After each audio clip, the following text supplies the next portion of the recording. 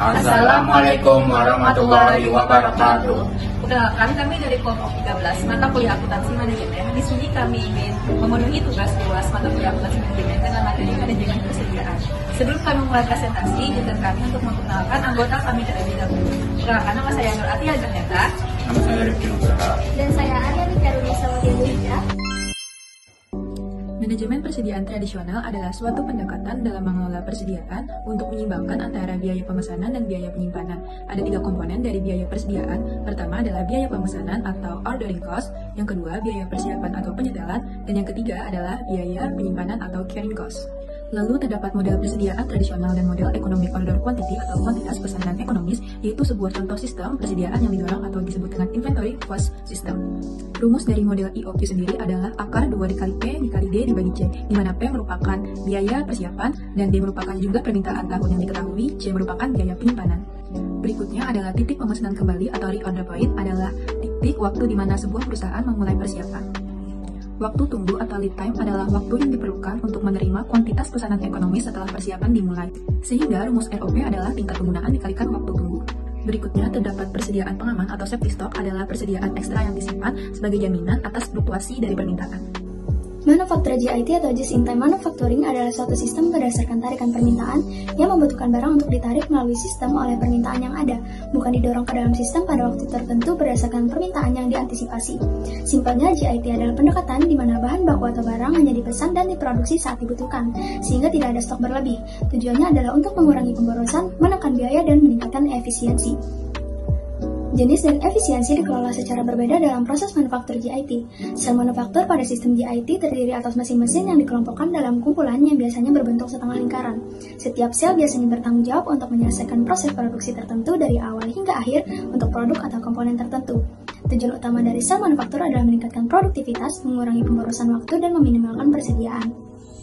Dalam karakteristik JIT, perusahaan juga harus membangun hubungan yang baik dengan pemasok agar bahan baku yang digunakan berkualitas tinggi, sehingga menghasilkan produk yang berkualitas juga, dan juga agar bahan baku cepat dikirim oleh pemasok dan tersedia saat dibutuhkan. JIT merupakan pendekatan untuk meminimalkan total biaya penyimpanan dan biaya persiapan. Dalam JIT, produksi sering dilakukan dalam batch kecil untuk menekan biaya penyimpanan, sehingga biaya persiapan harus minimal.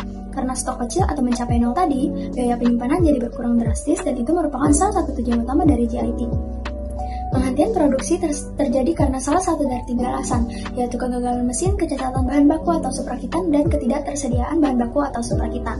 JIT memecahkan ketiga masalah itu dengan menekankan pemeliharaan pencegahan total dan pengendalian kualitas total, serta membina hubungan yang tepat dengan pemasok. Oleh karena itu, sistem ini menekankan perencanaan yang matang dan perawatan mesin yang baik untuk mencegah produksi terhenti. Pendekatan Just in Time atau JIT memang efektif untuk meningkatkan efisiensi, tetapi memiliki beberapa keterbatasan. Jika pemasok terlambat mengirimkan bahan, produksi bisa terhenti karena JIT tidak menyimpan stok cadangan. Selain itu, JIT kurang fleksibel dalam menghadapi lonjakan permintaan mendadak, sehingga sulit memenuhi kebutuhan yang tiba-tiba. Sistem ini juga sangat sensitif terhadap gangguan-gangguan dalam proses produksi, seperti keterlambatan pengiriman bahan baku, kerusakan mesin, dan tingkat stres pekerja yang tinggi, yang bisa berdampak besar pada keseluruhan proses produksi. Oleh karena itu, JIT membutuhkan perencanaan yang sangat matang dan keandalan yang tinggi dari semua pihak yang terlibat. Pilihan lain yang mungkin sebagai pendekatan pelengkap adalah teori kendala atau teori of constraint atau TOC. Dapat digunakan bersama dengan manufaktur JIT.